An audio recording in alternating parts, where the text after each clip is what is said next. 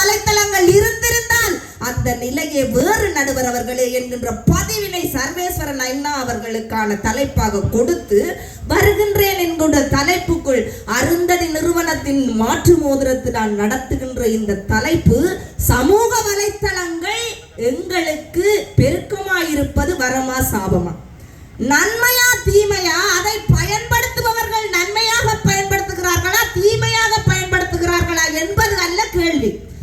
என்னுடைய அன்பு சகோதரி சோகினா அவர்கள் நாங்களும் ஊடகத்தை பயன்படுத்துகின்றோம், சமூக வலைத்தளத்தை பயன்படுத்துகின்றோம், எதிரானவர்கள் அல்ல என்று சொன்னார். அப்படி என்றால் அது வரந்தானே. 3 பேற்ற மடியையும் ஒரு பாருங்க நடுவர் அவர்கள். 3 பேற்ற மடியிலையும் தொலைபேசி இருக்கின்றது. தொலைபேசிக்குள்ளே இருக்கின்ற விடயத்தை விடுத்து பாவம் அந்த யூடியூபர்களை மட்டும் வச்சு கதை கதை கதை என்று கதைச்சு அறுத்து கொட்டி போட்டு போயிருக்கிறீங்க. ஏன் மற்றது ஒன்றையும் கதைக்கிற நீங்க? கூகுள் இருக்கிறது, டிங்டிங் இருக்கிறது, பேஸ்புக் இருக்கிறது, ஏன் எங்களுடைய Zoom ஐடி இருக்கிறது. அதை விட இப்ப ரீசெண்டா கண்டுபிடிச்சிருக்கிறாங்க ChatGPT, அருமையானது. சமூக வலைத்தளங்களை கதையுங்களை அதை விட்டுட்டு யூடியூபுக்கு மட்டும் சுத்துறீங்க. இன்று நாங்கள் குறைந்தவர்களுக்கு மத்தியிலே பட்டிமன்றம் செய்கின்றோம் என்று நீங்கள் நினைக்கின்றீர்கள் அல்ல, நாளைக்கு இது எத்தனை பேரிடம் போய் செல்லும் என்பது அத்தனை பேர்களிலும் இருக்கின்ற கைகளிலே இருக்கின்ற சமூக வலைத்தளம் தான் நடுவர் அவர்களே, அதை மறந்துவிடக் கூடாது. அடுத்ததாக நான் வருகின்றேன். சோகினா அவர்கள் சொன்னார், உங்களுடைய சமூக வலைத்தளங்களால் என்னென்ன நன்மை இருக்குன்னு பட்டியல் போடுங்க. என்ன கதைக்கிறீர்கள்? இல்ல இல்ல, என்ன பிதற்றுறீர்கள் தான் கேட்க வேண்டும். என்ன நன்மை இல்லை சோசியல் மீடியாவில், சமூக வலைத்தளத்தில் என்ன இல்லை? கல்வி இல்லையா, மருத்துவம் இல்லையா, விவசாயம் இல்லையா, உணவு இல்லையா, பாரம்பரியம் இல்லையா, கலை இல்லையா, என்ன இல்லை என்று நீங்கள் கேட்கின்றீர்கள். என்ன கிடக்கு பட்டியல் போட்டிருக்கா காட்டுங்க.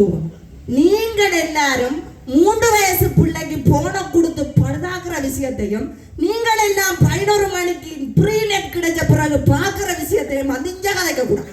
வரம் எது சாபம் எதுன்னு தான் நீங்கள் காட்ட வேண்டும்.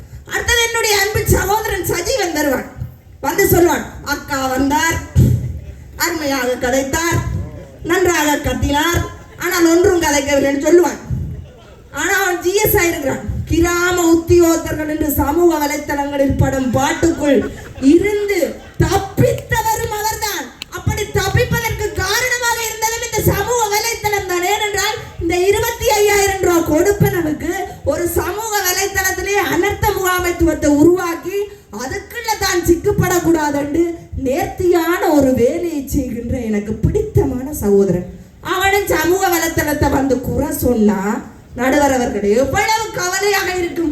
விடுங்கள், இன்னைக்கு நீங்கள் சொன்னீங்களே என்றால் பாவம் என்னுடைய தலைவர் ஐங்கரன் அவர்கள் அடிய பேரடி அந்த ஆளுக்கு என்ன சொன்னீங்கள், எங்களை கஷ்டப்பட்டு இன்றைக்கு இங்க சாபமான்று கதைக்கிறதுக்கு 3 பேருமே கூகுள் மாமாவை தட்டினோம். கூகுள் மாமா ChatGPT ஒருக்கா சொல்லு, என்ன வரமோ சாபமோ, வரமோ சாப் கட கட கட கடன்னு தட்டி அது என்ன மாதிரி எல்லா பக்கமும் கதைக்கும். தட்டி பார்த்து நோட்ஸையும் குறிச்சு போட்டு திருக்குறளை வேலை இருந்து என்ன திருக்குறள் இதுக்கு பொருத்தமா போடலாம் என்று வர பார்த்துட்டு சமூக வலைத்தளம் உங்களுக்கு சாபம் தானே. நடுவர் அவர்கள், எனக்கு நகைச்சுவையாக பேச தெரியாது, நான் உண்மையாகத்தான் பேசுகின்றேன்.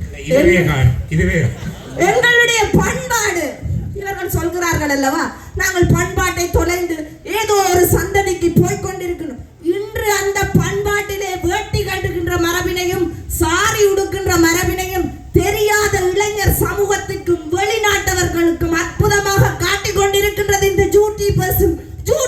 அவர்களுக்காக ஒரு கையை தட்டும் போவர் நேரடி வர்ணனை செய்யணுமா? நேரடி வர்ணனை செய்யறதாலதான் எந்த இடத்துல மலிவானது கிடக்கு, எந்த இடத்துல விலையானது கிடக்கு, எந்த இடத்துல போனா எதை எடுக்கலாம் என்று தெரிஞ்சு நாங்க 400 ரூபாய் சாரிய 4 நாளுக்குள்ள ஓடி போய் வேண்டுறோம் இல்லையா? ஏனென்றால் இன்று அவசர கால யுகம். யாருக்கும் இருந்து நின்று கதைக்க நேரம் இல்லை, கதைப்பதற்கும் நிற்கவும் நேரம் இல்லாத நாங்கள் எதை நோக்கி ஓடுவோம்? சமூக வலைத்தளத்தையும் நோக்கி ஓடுவோம். அந்த சமூக வலைத்தளம் வரமா சாபம்?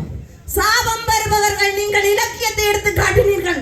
சிலர் தான், அது கைகையை சொல்லலாம், அகல்ய சொல்லலாம். ஆனால் வரம் பெறுபவர்கள் பலர். அப்படியானால் சமூக வலைத்தளத்தில் வரம் பெற்றவர்கள் பலர், சாபம் பெற்றவர்கள் உங்களை போன்று ஒரு சிலர். நேரம் முடிந்ததா? முடிந்தது. ஒரே ஒரு கதையை மட்டும் சொல்லிவிட்டு செல்கின்றேன். என்னுடைய தந்தையார் பெரிய அண்ணாவியார் அங்க மாவீரர் மண்டபம் என்று ஒன்று இருந்தத. மாவீரர் மண்டபத்திலே பெரிதாக காத்தவராயன் கூத்து போட்டா அப்படியே பெருசா திரளா சனம் பார்க்கும். எங்கட அப்பா சோக்கா கூத்தாடி கொண்டு வர, நானும் ஆதி சிவ மைந்த நல்லோ, நானும் ஆதி காத்தால் ஓடி வாரேன் சபையோரே, ஐயா பெரியோரே, அற்புதமாக பாடிக்கொண்டு வருவார் என்னுடைய தந்தையார். இன்று அந்த கலை கலாச்சாரம் கூத்து மரபுகள் அழிந்து போகாமல் எங்களுடைய சமூக வலைத்தளங்கள் அதை உருவாக்கி காட்டி இன்று நீங்கள் காத்தவராயன் கூத்து என்று அடித்தாலே சமூக வலைத்தளம் முழுவதுமாக தருகின்றது. இப்படிப்பட்ட சமூக வலைத்தளத்தை சாபம் என்று கதைப்பதை புறக்கணித்து அது வரம்தான், இன்னும் வருங்காலத்தில் வரமாக இருக்கும். அதை பயன்படுத்துகின்ற நாங்கள் தான் அதை நன்மையாக பயன்படுத்த வேண்டும் என்று கூறி எதிர்கால சந்ததிக்கும் இந்த கூகுள் மேப்பும் கூகுள் மேப்போட என்ன இப்ப நாங்கள் பிக்மி இந்த ரெண்டும் இருந்தா கொழும்புல சிங்களம் தெரியாட்டியும் நாங்கள் எல்லா இடம் போய் வருவோம் என்று சொல்லி சமூக வலைத்தளம் வரம் வரம் வரம் தான் என்று என்னுடைய தரப்பு வாதத்தை இங்கே முன்வைத்து நிறைவு செய்கின்றேன். நன்றி, வணக்கம். அற்புதமாக பேசினார். சமூக வலைத்தளத்திலே எது இல்லை என்று கேட்டார். கலை இல்லையா, மொழி இல்லையா, பண்பாடு இல்லையா, சமையல் இல்லையா, சாப்பாடு இல்லையா, இந்த மாதிரி கேட்டார். நல்ல வேளை குடும்பம் இல்லையா, இது மட்டும்தான் கேட்குது.